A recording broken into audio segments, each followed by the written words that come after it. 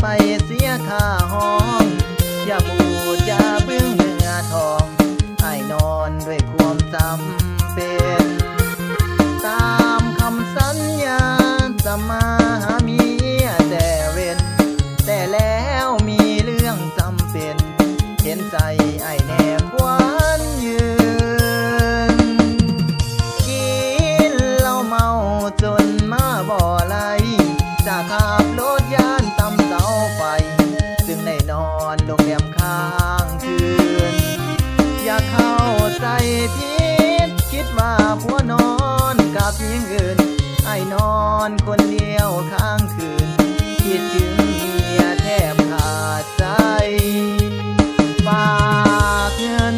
ธนาคารยังมีหลอกเบี้ยแต่ฝากเงินนำเมีย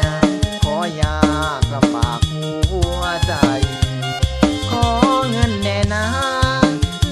เมียอย่ามีแต่ให้ถ้าเบิกเงินเลื่อนเมื่อไรจะแทนให้อย่าไล่กังว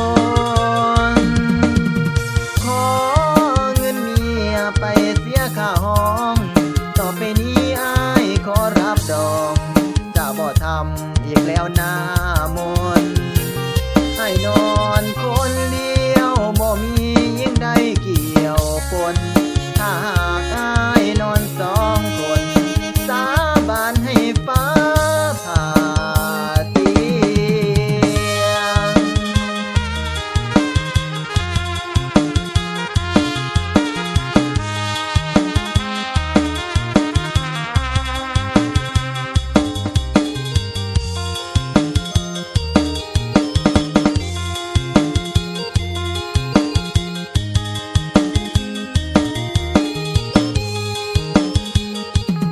ฝา